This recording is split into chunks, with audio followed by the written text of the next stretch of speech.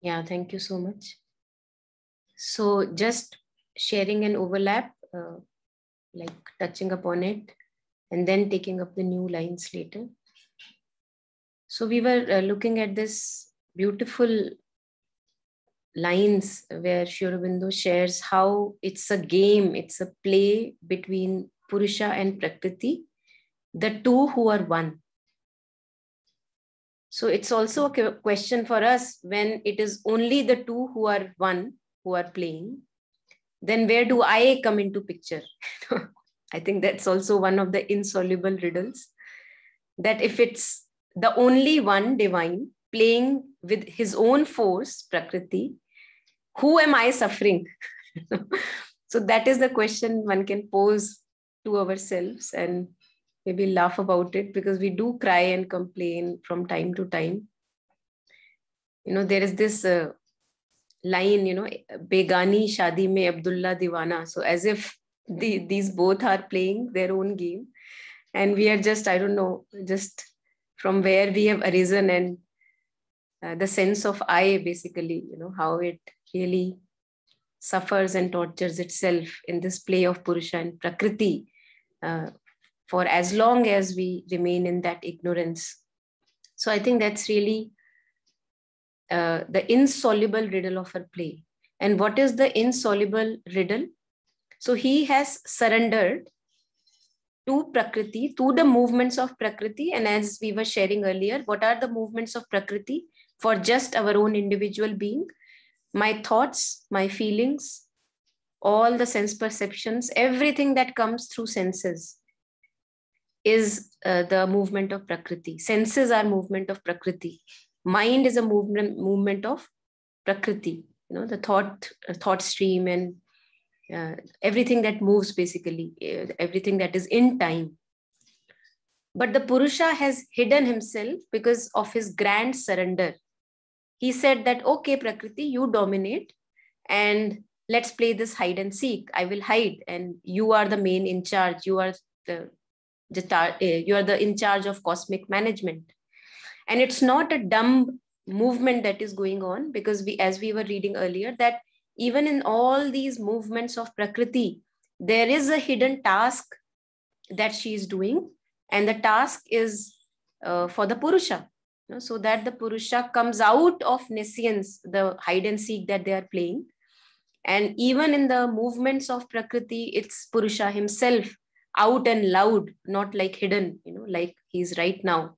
And he's hidden because he has agreed to be hidden. He has hidden himself. He forgets himself because he has agreed, for the purpose of the game, to forget who he truly is. That's why we forget our true nature. That's why over experiences and, as we ripen and mature, slowly we begin to come close to our true nature. Because the Purusha himself has agreed for this play. This grand surrender is his free will's gift. His pure transcendent force submits to hers in the mystery of her cosmic ignorance. And why mystery of her cosmic ignorance? Because it seems like the movements of thought patterns, emotional patterns, even at cosmic level, the movements of Prakriti, as if they are blinded, as if they have no sense to them, the movements.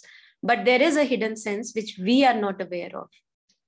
It's a conscious force in action. It's not an unconscious, dumb, mechanical force. In the mystery of her cosmic ignorance, in the insoluble riddle of her play. And the insoluble riddle can also be said as how the one who is infinite becomes finite. How the one who is immortal agrees to be mortal. So the paradox of truth, which the common mind cannot solve, the rational, logical mind cannot solve. That's why eons and eons of times have passed by, and philosophers, mystics, masters, again and again in their own way, trying to decipher, as if get a glimpse of what this mystery is about. The insoluble riddle of her play. The one who is Satchidananda, how can in his creation be pain and suffering be there? So that's the paradox of truth. A creature made of perishable stuff, in the pattern she has set for him, he moves. So he becomes the one who is immutable, immortal. He becomes a creature. He agrees to become a creature made of perishable stuff. As we were reading earlier, the clay forms whatever she makes. He agrees to be a part of that. In the pattern he has set for him, he moves. So if I am a child, if the Prakriti makes the Purusha a child, he behaves like a child. If the Prakriti makes Purusha a dinosaur, he behaves like a dinosaur. So whatever limits Prakriti puts on the Purusha, he agrees. And it's for the purpose of delight of their play.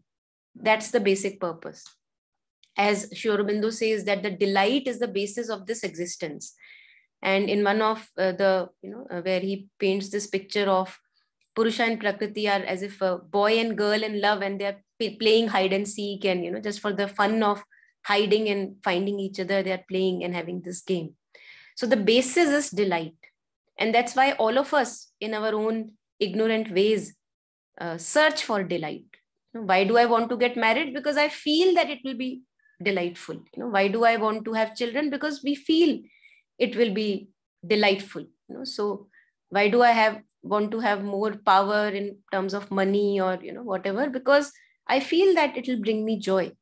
So that's a different matter, that in our ignorance we take these actions ahead, but we are seeking for that delight, which somehow we have that memory of that delight, that impression that yes, it's born to be delight. We are born for delight. But then it turns into a consumerist game, unfortunately, for us, that we think that, okay, if gifts and presents bring me delight, although temporary, let me have it more and more, until I really get tired of it and know that it does not bring me the lasting delight that I am searching for. So he thinks with her thoughts.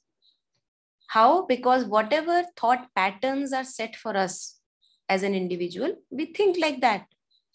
Now, if you talk to a person who is set in a negative pattern of thought, he really cannot help it because he's stuck in that pattern.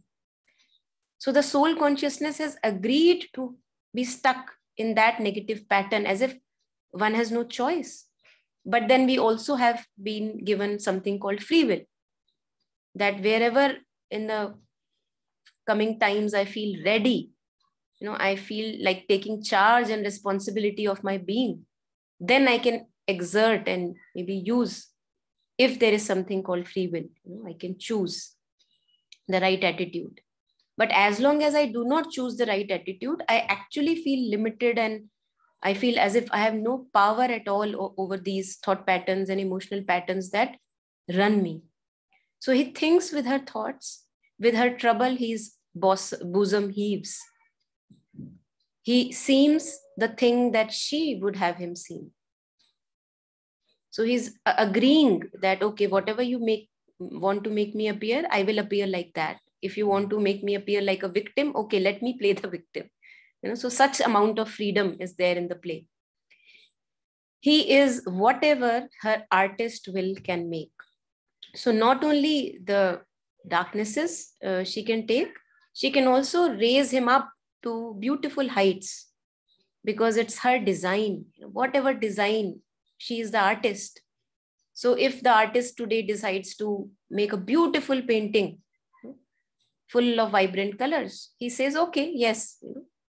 So he is whatever her artist will can make.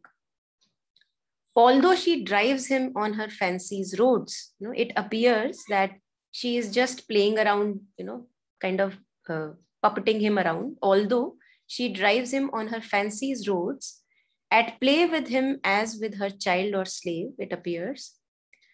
But what is the purpose of these movements that she is exerting? And she means Prakriti, nature, to freedom and the eternal's mastery. So that ultimately that soul consciousness, the Purusha, the true consciousness, comes out and kind of takes the kingdom back completely. And then the game changes. We will read today how the game changes. To freedom and the eternal's mastery, so that we become the master of our being, which so far we were seeming puppets of the movements of nature. So that is the ultimate game where she is driving each one of us. To freedom and the eternal's mastery and immortality stand above the world. And world means everything that is fleeting, coming, going, above the world, a world of duality. She moves her seeming puppet of an hour. So it seems like the Purusha is puppeted around by movements of Prakriti, but it's only a seeming appearance. There is a larger hidden purpose, which in our ignorance one is not aware of. Right? So this is where we stopped. Any points or any insights at this moment before we begin the new lines?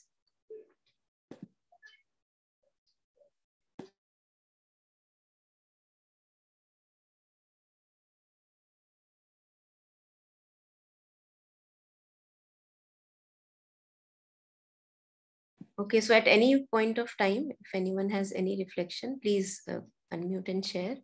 Popinta, would you like to try now if you can speak? The lines in green.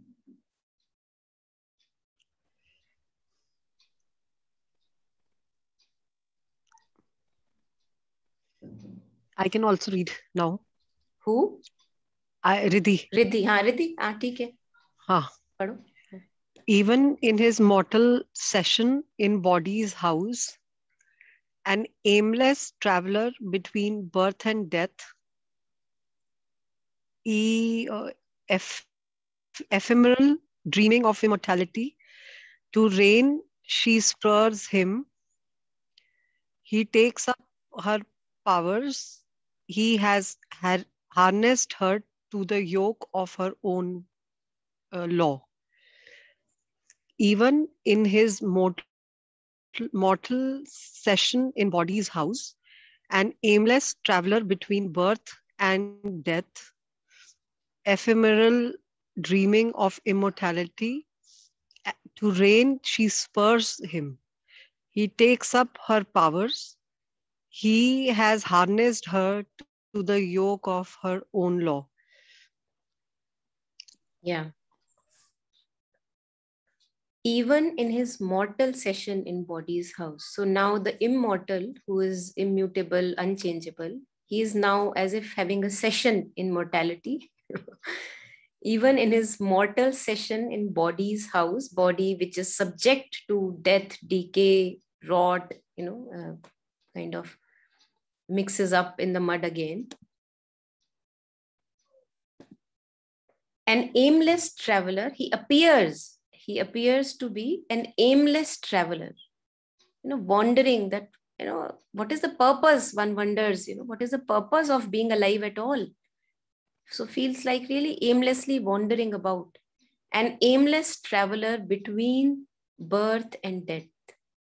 This is so beautiful, this in Tibetan Buddhism, this is called the bardo. It's the in-between state. So there are many, many bardos, but one of the bardos is this in-between state of between birth and so-called death. And the basic idea is to utilize it fully. But if I am just an aimless traveler, how can I utilize the period between birth and death? So he appears, the immortal appears to be an aimless traveler. जहां हवा का झोंका आ गया वहां ले गए, and वहीं चल दिए. He appears to be an aimless traveler between birth and death. Ephemeral, again appears to be ephemeral, fleeting. Abhi hai, kal nahi hai. So many people pass away in our lives. We will pass away one day, right?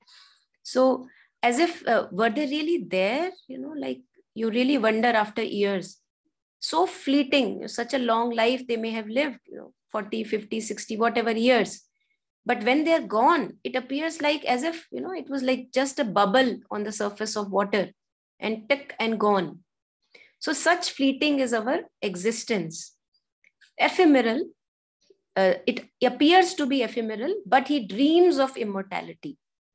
That's why so many researchers in sciences have been basically about prolonging the age, how to prolong the age of human being, as if we have not done enough damage to the globe. By prolonging age, we may do still more damage, but still, the idea is that there is something in us which propels us towards being immortal, which we don't want to die, but we don't know where is that urge coming from. So we, for the wrong reasons, we use it. And if we really go close to this basic urge, then we will realize it is the reflection of our true nature, which is immortal. In a sense, we are all immortal beings having a mortal session in body's house. And that's why we don't want to die. But we don't question. In fear, we continue to propagate ourselves, but we don't question what in me doesn't want to die and what in me feels that I will die. What is this? Let me question it. So ephemeral, he appears to be fleeting since he has taken up this bodily form. Ephemeral, dreaming of immortality.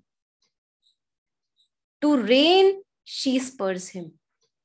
So what is the purpose of the Prakriti or the nature pushing him and kind of swaying him, puppeting him around? Why? Because she wants that finally he becomes the king of this kingdom that belongs to him. He is the king, but he comes out in front, in the sense. To reign, she spurs him, as if, somebody is poking you, that, hey, get up, you are the king. Hey, get up, get up. So with all our blows and little experiences of life, as if we are getting woken up by Prakriti itself, which appears to be the reason of our sleep. To reign, she spurs him. And what he does is, he takes up her powers.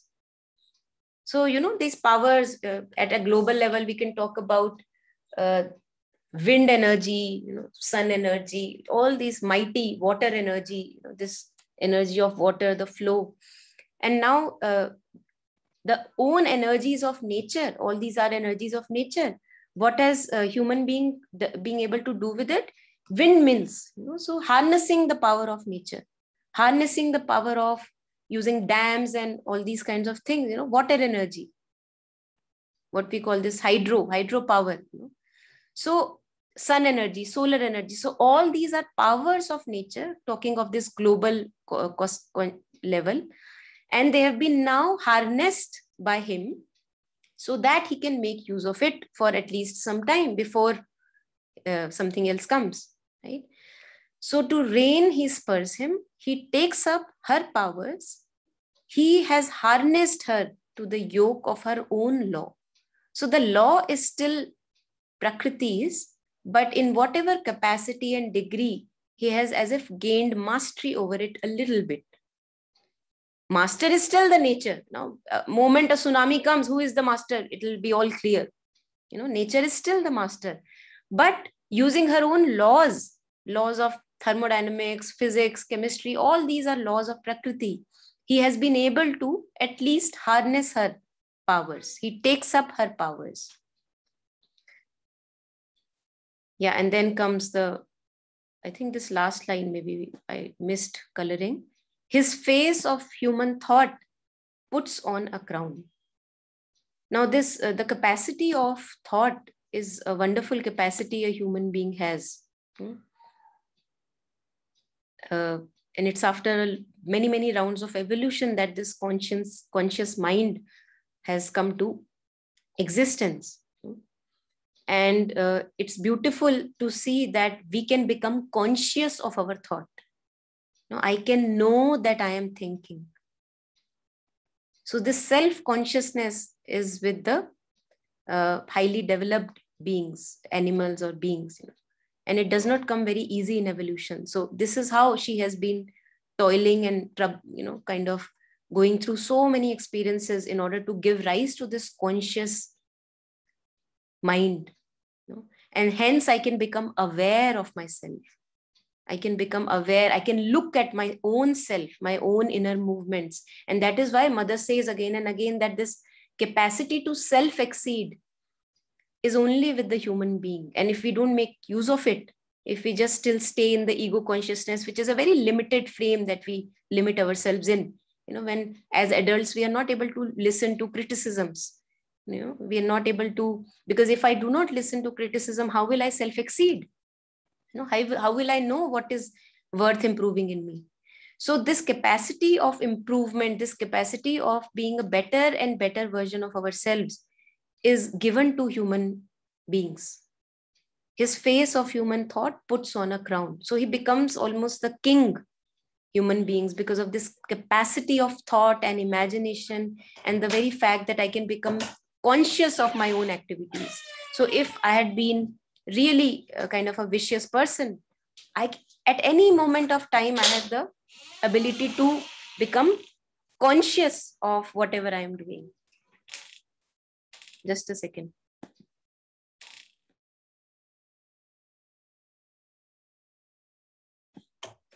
Yeah.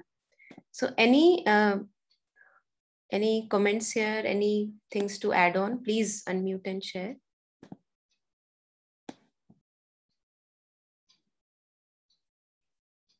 Now, what's the meaning of ephemeral? Ephemeral means fleeting, that which appears and disappears, comes and goes. It's not lasting forever. Just like, world is, people come and go, relationships come and go, material things come and go, our bodies come and go. So that's ephemeral, which is fleeting. Okay. Yeah. Thoughts, feelings, sensations, all of these come and go, come and go. Yeah. And so you said this aimless traveler between birth and death is called something in the Tibetan Buddhism. No, I was saying not the aimless traveler. He points out to this part that an aimless traveler between birth and death. So this in-between state, something in between, like, for example, we have a life right now, right? But we don't realize that we are actually in an in-between stage between being born and before we die. So it's an in-between state. It's not that we are going to be here forever. And this in-between stage is called as bardo. Just the word, it was nothing really significant. Just it came to me and I shared. Yeah. And just like that, also we have many, many bardos. For example, after death, we have a bardo also, where we have the capacity to choose if we are conscious enough. If we are not conscious, then we take an unconscious birth. But then again, there is a bardo between the death and the next birth. So this in-between stage is called bardo. And Tibetans realize that we are always in some or the other bardo, basically. We are always a traveler, like always here or always there, like in between places.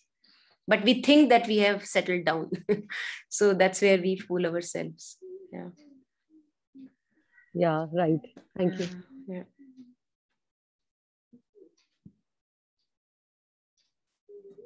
Yeah, anyone who feels ready to go ahead? Held in her leash, bound to her veiled caprice, he studies her ways, if so he may prevail. Even for an hour, and she works out his will. He makes of her his moment passion's serf. To obey she feigns. She follows her creature's lead. For him she was made, lives only for his use.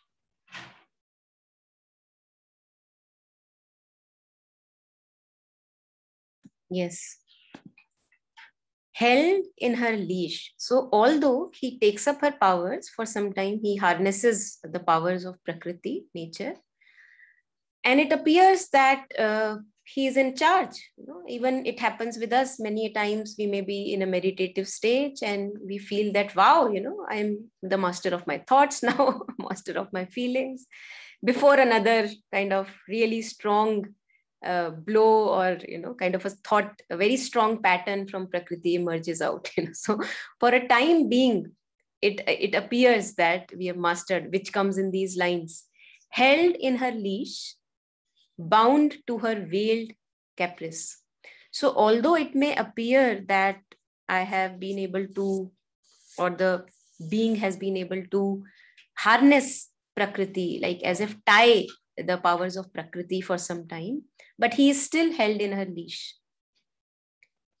Nature is still the boss, held in her leash, bound to her veiled caprice, because the movements and impulses, basically, the impulses, the sanskaras, the patterns that we are kind of, trapped in, it's not easy to get out of that trap, the bondage of patterns, thought patterns, and emotional patterns.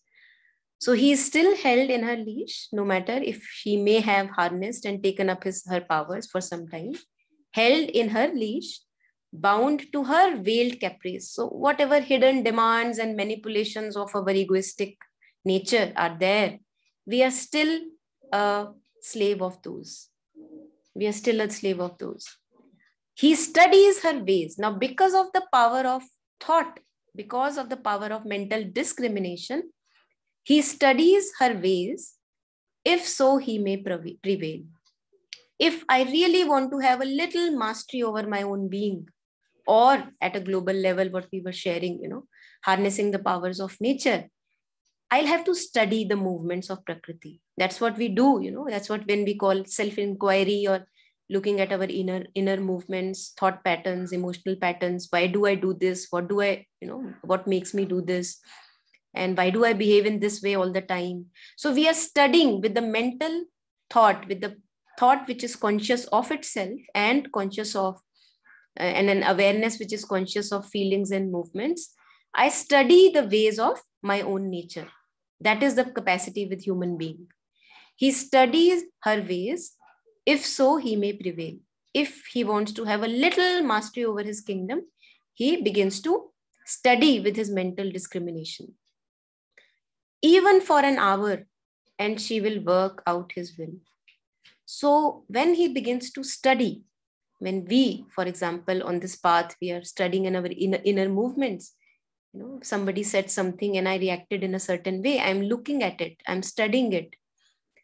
Then for a moment, because of this mastery, or the power of will, it appears to me that I have I'm the charge now, I'm in charge now.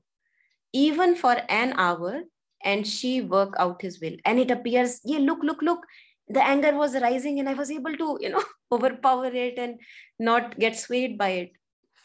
Even for an hour, and she work out his will, he makes of her his movement passions serve. So he for some time, it appears that he's able to kind of channel her energies according to his whatever he wants to direct, wherever he wants to direct the energies to.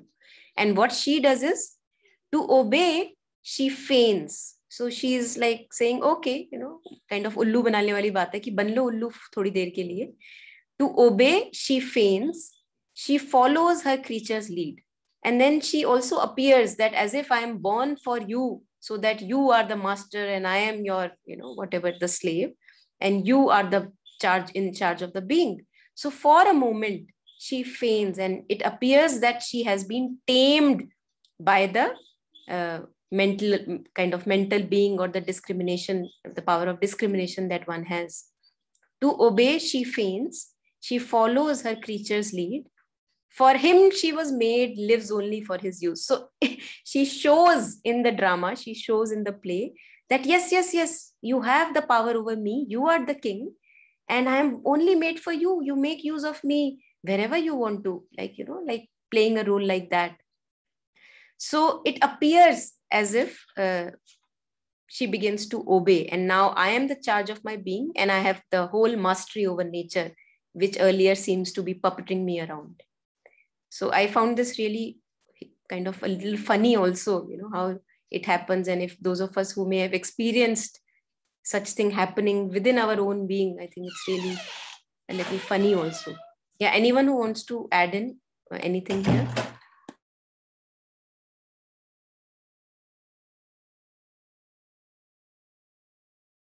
In day-to-day life also, we do it a lot.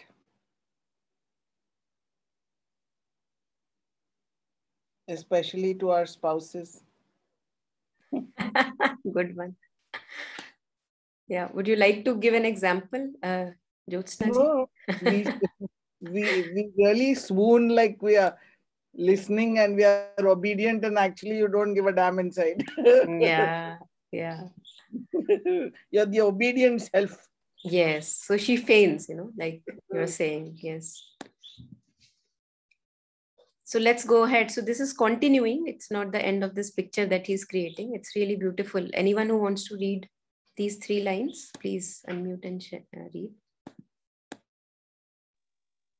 Yeah. But conquering her, then is he most her slave. He is her dependent. All his means are hers. Nothing without her he can. She rules him still. Yeah. So ultimately, it is she who rules, and she shows it up again and again. Why? Because if I'm conquering nature, even for a meantime, for example, take this example of building a dam and being able to channel the energies or might of nature. The energy that I'm now dependent upon is still coming from nature. So I may think that I have tame and full control of nature, but who am I dependent upon? I'm dependent upon nature itself. So if I become dependent on hydroelectric power or whatever, I may think that I have created the whole system, but I'm still more and more becoming dependent on nature, because now without hydroelectric power, my machines cannot run. So that is the bigger picture. And in the little picture, in our individual beings, even if I am able to exercise a will over the thought or emotional patterns, I will be using even thoughts and feelings to communicate, because communication requires something, right? So although we may think that we have overpowered nature, but here he says that, but conquering her, then is he most her slave, because now my sense of self depends upon the expression. So I may think that I have a very clear thought and feeling and speech. Now I begin to use it. I begin to use it for expression. And now my sense of self begins to depend upon that expression of thought, expression of feeling, and expression of speech, right? So it is only a glimpse that she creates, that I am the follower and you are the boss. But here he further says that, but conquering her, then is he most her slave. He is her dependent. All his means are hers. So whatever means he uses to express himself, what are they? They are Prakriti. Because by himself, he cannot express. And with Prakriti's window, with Prakriti's kind of filter, he can express himself. Just a second.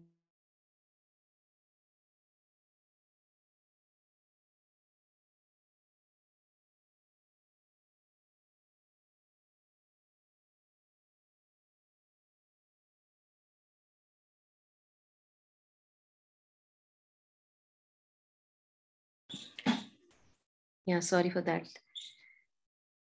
He is her dependent. All his means are hers. Nothing without her he can. She rules him still. And now, in between it again and again, we forget that these are the two who are one.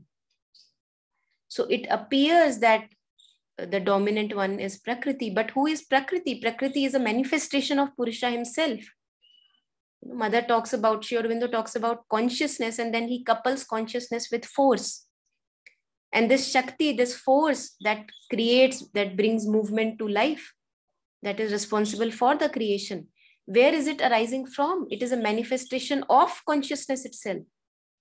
So the expression of consciousness is dependent on the Shakti part, on the force part. That's why we pray to the mother, the divine mother, Aditi, because she is the one who is responsible or in charge of management, cosmic management, or the expression or creation. Nothing without her he can. She rules him still, right? Until, and then the game changes. That's what is coming. Really, again, very beautiful lines. Anyone who wants to, I'll just color these lines. Monica, isn't Yes. this lower Prakriti? Sorry? Isn't this lower Prakriti? It will become more clearer, Jyotsna ji, as because the game is going to change. It's still Prakriti, lower, higher, we'll get to know in the coming lines. Let's see. Let's see. Yeah.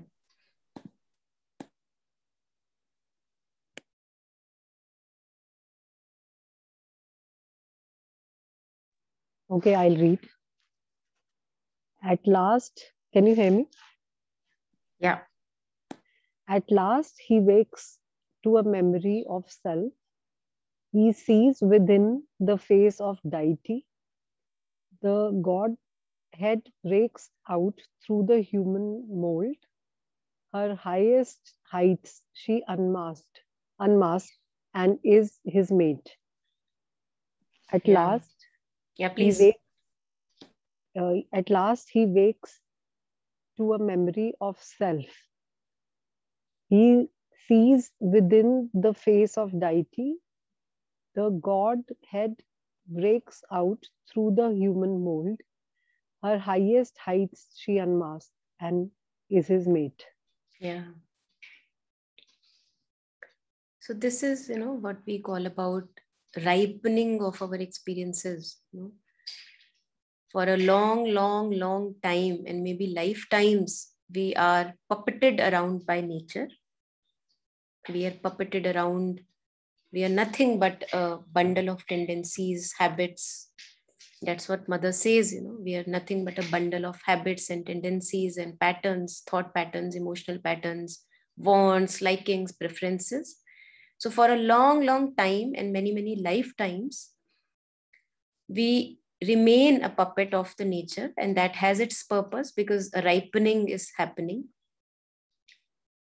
At last, until the point, at last, he wakes to a memory of self.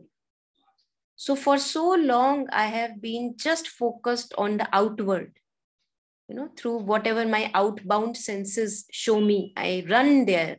I forget in a self-forgetfulness, Purusha forgets himself for a moment so that he can be following the Prakriti's lead, right? So I get lost in the thought drama that is created in my head. I'll get lost in the story that is created in my head. And I begin to think that I am that role that I'm playing in the story. I have nothing more to me than that. And that's why great depressions happen, great, people, we even can commit suicide. Such is the power of thought in which one can get lost, totally forgetting our true self. The story or the drama becomes so heavy that we decide to end the life because it's too much of suffering. And one feels that after this life, the suffering is not there. So one decides to end the life. Now, although it's not true that if I end the life knowingly, then the suffering will cease. We know that from mothers also, and many other people have said that. But that's our task. The task is to wake up to ourselves. So after these countless number of experiences which are making us more and more ripened and awake, at last, he wakes to a memory of self. So he realizes who he truly is, which he had lost owing to the deep surrender to Prakriti.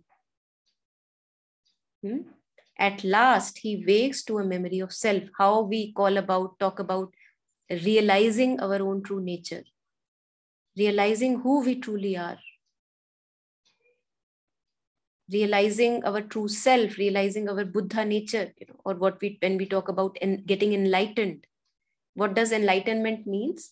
Purusha was always there, the true consciousness, absolute consciousness was always a part of us, but there was no light on it. So when I turn the light of my own consciousness on myself, because there is only one light, and that is the light of consciousness itself. So far, it was being shed upon the movements. thoughts, feelings, sense perception, ye chahiye, wo chahiye, iske piche bhagna hai, uske piche bhagna hai. But now when the light of consciousness that turns towards its own self-illuminating light, then I become aware of who I truly am. Just like we were sharing the other day, that we need sunlight to illuminate all that is there in manifestation. For example, on earth, we need sunlight so that we can see objects and things and whatever is there. But sun itself does not need any other light. So the light of our true consciousness is exactly like it's compared to sun. And just like owing to my own light of consciousness, I can become aware or conscious of a thought that I am thinking. I can become conscious of a feeling that I am having. I can become conscious of an ache or a pain that I may be having anywhere. The same consciousness, when it turns towards its own self, I become knowingly as that consciousness. Not become, actually, become is a wrong word. I knowingly know myself as that light of consciousness. Then the self-illumination happens, which was already happening, which is already happening. Sun is burning bright himself, and owing to his own rays, he is able to illuminate the objects around it. But most of the times our focus is on the objects. Most of the times my focus is on what am I thinking, what am I feeling, what is my story in the head. So I do not give attention to what is this light that is illuminating my thoughts, feelings, and sensations. So this self-consciousness, shedding light onto himself, onto our own self. Appa Dipo Bhav, what Buddha said, be a light onto yourself. That is the realization that one wakes up to. And this is not only for a few realized beings. This is the destiny of each and every person who has taken birth. So all of us one day have to wake up to this memory of self. That's our destiny. It's our birthright. At last, he wakes to a memory of self. He sees within the face of deity. So the God that he had been searching outside suddenly manifests within himself. He sees within the face of deity. The Godhead breaks out through the human mold. This is our task. This is the task of the play of Purusha and Prakriti. This is why all the turmoils and troubles were happening. For this ultimate realization, the coming out of the Godhead from the human mold. When Sri Aurobindo talks about a life divine, that's only possible because the Godhead can break out in its full radiance through the human mold. That's why human birth has been held so precious. And that's why masters have said, do not waste it. Do not waste it. Know why you are here. Know the purpose of your existence. You're not here just by an accident. The Godhead breaks out through the human mold. Her highest heights, she unmasks and is his mate. Now, Prakriti, this will also maybe touch upon what Jyotsna ji you were asking. Now Prakriti becomes his mate. Now, you talk about realized beings and all the powers they have. They can astral travel and they can influence the world events sitting from wherever, they can have so much of exertion of powers and siddhis and all that. So what is that? That's also nature. That's also nature. That's also Prakriti. But now, after I realize who I truly am, Prakriti, which was earlier seeming to be puppeting me, becomes my mate. Because it's through her powers that I do all the good that I want to do. That I change the events and circumstances of the world. With whose power will I do that? With Prakriti's power only. So now she becomes my mate. Right? Her highest heights, she unmasks. Mother talks about this little book, compilation by A.S. Dalal. We have the powers within, where Mother shares about powers of thought, powers of imagination. So earlier powers of thought and imagination, they are like as if I'm puppeted around by my imaginations because I have no control over it. Look how our imaginations can lead us astray when we have no control over it. Pata nahi kya kya imagine kar lete hain, worst possible. But now when I take the charge of my being, when I knowingly become the master of my being, then the same powers can be used for the highest possibilities. The same power of thought, which can lead depression and suicides, can now change many things. I can change diseases. Course of illness can be changed because of the same power. Imagination. So many beautiful things can be created using imagination. Right? Relationships can change using power of imagination and visualization. So it's the same power which earlier I was not conscious that it's a power in my hands. And now the more consciousness as I gain through ripening of my human experiences, it becomes my mate. Prakriti now becomes the mate. It's like a playmate in the game. And till then, sorry, I don't know why I missed these lines. Till then, he is playing in her game. So till the point where this realization dawns upon me that I am the master of my being, at any point I want, I can exercise and choose to be the master, reclaim my throne within my being as consciousness. Until that time, I'm playing the game of Prakriti. I'm puppeted around by Prakriti and it's allowed, right? Till then, he is a plaything in her game. And after that, he becomes a playmate. There's a difference between plaything and playmate.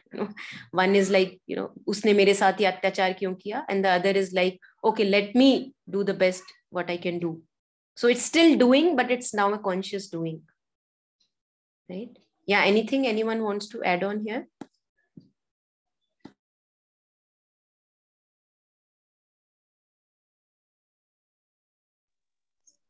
This transition, this line, at last he wakes to a memory of self.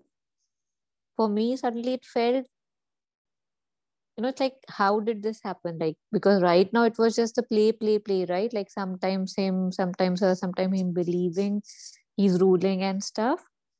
So probably it will maybe come later, but this suddenly was as if out of nowhere. Or maybe it's just the time that once it's happened enough, the play, he wakes up. Yes. Jayashree, you want to add on? You had unmuted. Yeah, this is regarding the light you said, right? It is last week I had some thoughts from the past. It just came back, but I was not aware. So after that, I was very irritated, annoyed, and all those things. So at the end of the day, I realized that this was the thought that was causing all the troubles. But I was not able to come out of the whole episode. So I tried, as you say, that we don't resist. So I thought, okay, I know I'm angry and I will not resist and all that. Let it be there. But I was not able to get through it. So then finally, it started taking toll on my health. So I didn't know what to do. So I prayed to Mother. Mother, I know I am in the dark zone and I don't know how to come out of it. So I just kept on telling her again, that took one more day. And finally also it was so stubborn. It was not going from my thoughts and emotions, though I know that it is wrong. And this has been the pattern with me. All these things I know, but when it comes to the real practice, I was not able to do it. Then finally, I was imagining Mother's light on the dark zone so that I really will be able to come out of it. And slowly, I don't know how that thought came. I told myself, I'm not this anger. I'm not this anger. I'm not, I don't want to identify with this. Then also it didn't move. Finally, I said, I am peace and I am the light. And I cannot believe within 5 minutes, as if the whole episode it left me that all those thoughts that were depressing, and for the last 2-3 days, after through lot of process, it took lot of process, lot of steps. I tried many things that you have told. It didn't work, and I just went on doing it again, coming here like the pendulum, here and there and there. But as you said, this light, it really helped me, and I was able to put the light, not me, but by the grace of the Mother, I was able to do that, and I came out of it. So, Beautiful. Yes. but it was a big struggle for me. Yeah. It was a big struggle. I Yes. was Yes. that even night also I was not able to come out of me. I was Yeah. like in a dark zone, like in a cave. I was running here and there, don't know what to do. Beautiful. I actually find this very beautiful, Jashriji, because why would you be given a challenge for which you are not ready? Right? So this intenser experiences, I believe, that's my, again, personal sharing, that I feel that when you become more and more ready to face these intense, sticky, very sticky patterns, so for someone, it may be jealousy, right? A very sticky pattern. For you, it was this anger. This was very, very sticky. And I believe this, again, what I feel that when I become ready to face now this anger, then it takes up this intensity for now to come again, because now I am ready to deal with it. Okay. So I see only beauty, in your experience, that everyone has anger, who does not have anger, So, but the thing is that when slowly we are cleaning, we are on this path of purification of our being, then the ziddi dag, as we say, the stickier patterns, they come up later. Okay. Earlier, I deal with a little here and there. Oh, I was able to take this baby step and overcome this. But then come the intenser and the darker parts, which we have not cleansed for so long. And again, as you were sharing, that sometimes nothing works. No tools that you have at all. Yeah. And even usually I never go into an argument with my children, but it became so intense that I lost my control. Yeah. Beautiful. I think we were also, me and Taru, we were listening to something on anger. Taru, you want to add on here something from your side? That day we were listening to someone asking, dealing with anger.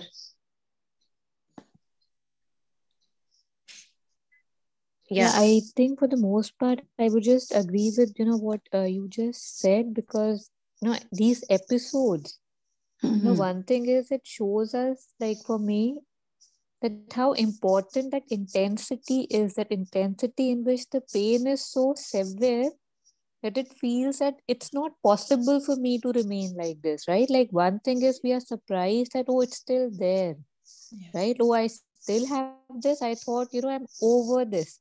But there are so many tendencies and patterns and these emotions or these stickiness, like Monica, you were saying. That surprise in itself takes a bit of time to digest that, and the other thing is that one can also, slowly take it in a funny way also, right? That like one thing is that judgment that, oh, it's still there and you feel really bad about it. And it's also kind of, how Sri Aurobindo says that if one would look at, like, not his exact words, but if one were to see, they would feel that God doesn't have a sense of humor, because we live our life so seriously. So the same thing can be taken with a bit of humor that, oh, I'm there again, oh, it's like, yet it's very tough, because at that time you feel like, oh my God, banging your head on the wall. True. And yet it's like, it is funny later, especially if you look at what all stuff you did. But I just wanted to say that how important these are, because otherwise life falls into an inertness, like, in the regular patterns of things, there's no progress. Like there's comfort, there could be peace, but yet there's so much work that needs to be done, so much cleansing that needs to happen. So these are really, I guess, very, like, I would say it's a blessing to have these, events or these episodes in which it just feels that, something is so like, it's like you're overtaken and you have to find your way out. You're like just, I don't know, it's just so crazy. But the anger one, I am not sure what you were talking about, the session. Yeah. So I just kind of what you shared, just adding on to what we were listening to that day, Tenzin Pallo was sharing that anger is a form of distorted wisdom energy. Okay. So all of us, now look at this beauty, all of us who have great anger, because not everyone may have great anger, right? All of us who have great anger, from time to time we may see these episodes. One has to slowly begin to recognize that this is my own wisdom energy which has gotten distorted on the way. So to also see the opposite, almost, if I can say, the potential that you have in that anger. Right? And it's so beautiful. The great anger you have, the more powerful wisdom you have. So as Taru was sharing, we can laugh about it, that, oh my God. Now I can, but I was really ashamed at that time. Yeah. I felt so ashamed at this age, and something that has happened way back in the past. Yeah. Also, when we live, also one thing I want to add on here, because when we begin to look at our inner movements, we are not really looking from a space of being awareness. Yes. And how do I know this? Because I judge. True. Right? So whenever we see this happening in us, that, okay, anger is coming, and now I see myself judging anger, right? Immediately, if one can, many times one cannot, emotions are overwhelming, they have a lot of power. But if one can immediately recognize that this is not a space of being awareness, that I am looking at the inner movement. Because in awareness never judges. A space never judges what kind of furniture is kept in it, right? A broken furniture is okay for space, and a very beautiful bed is also okay for space. Space does not say you are welcome, you are not. So awareness is like that.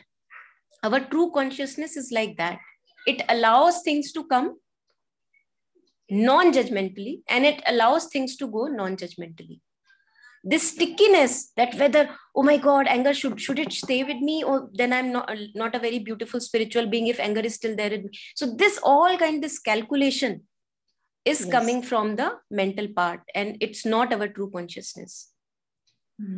So just if I can become aware that I'm still judging, and relax into a sense of just being aware, okay, anger is there. I know at intense moments it may not be possible, but doing it in good times also. That, okay, this movement is there. Okay, I was standing in the kitchen and Papa said something. Okay, this movement is there.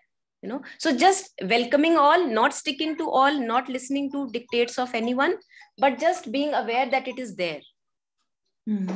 As Saru was sharing, it keeps us grounded that abhi hamara hua nahi hai. Long way to go. Yeah. So yes. Okay. So shall we take up more lines, or shall we end it here? What do you say?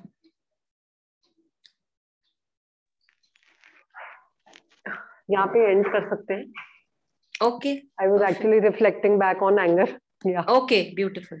Yeah. So thank you. Basically, now, sorry, I wanted to share the frequency has reduced.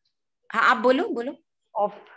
The frequency of anger is reduced, and the intensity has also reduced.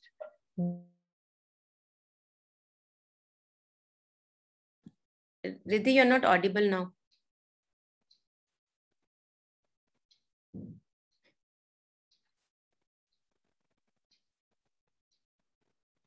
Riddhi, go away.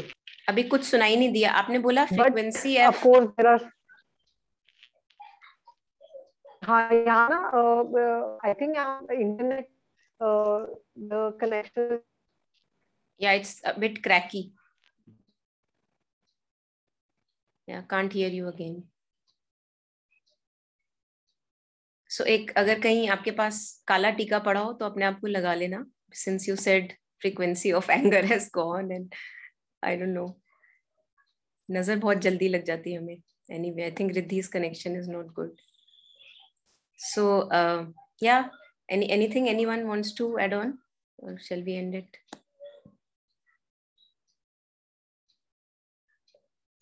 Okay, there she is again. Riddhi?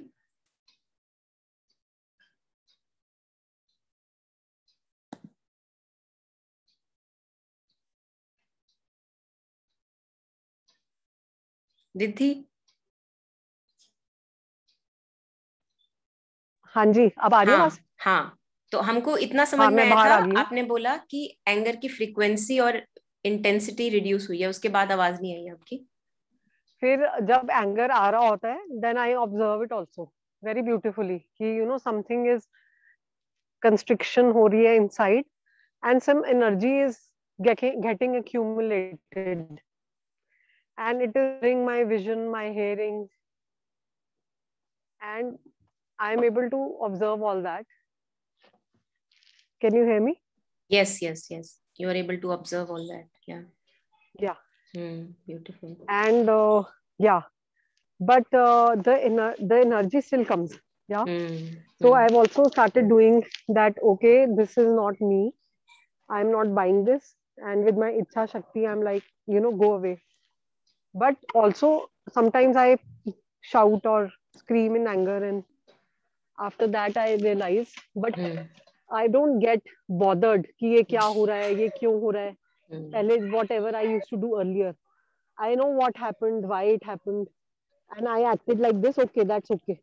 I've again fallen into the action reaction trap. That's fine. It's me. I accept myself. Yeah.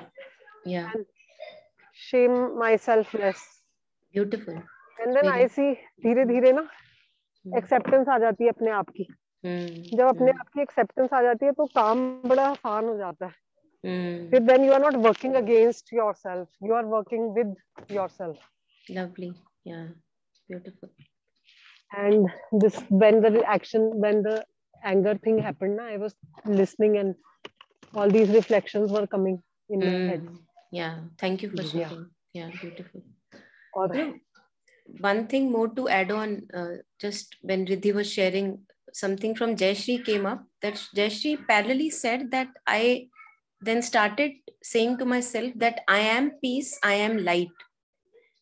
I think there is something there which this parallel movement I believe is very necessary. So if a cigarette is lying in front of me, and cigarette could be anger, any other movement of jealousy, any negative strong intensity which is sticky, basically anything that I'm sticking to, and I am doing the neti, I am saying, oh no, I am not anger, I am not anger, I am not anger. So this movement alone is not going to take care. That's why we suffer and continue to suffer. So parallel to not picking up the cigarette in front of me, I have to rehabilitate myself also. So if I am not the cigarette, I have to tell who am I. Otherwise, I'll be really restless, and the moment the cigarette appears again, I may begin to pick it up again. So parallelly, as I am not picking up the cigarette or the jealousy or the anger or whatever movement that I don't want to pick, I have to stabilize myself as the presence of awareness, which can be done in many, many ways. Jayashree said, I am light and peace. So she stabilized herself there. So just like as addicts, we are rehabilitating ourselves. So if I have to let go of my alcohol, I cannot just keep on saying, oh no, I will not have alcohol, I will not have alcohol. That will, the dam will break and one day I will have a full bottle of alcohol. So parallelly, I have to know what to do with my time.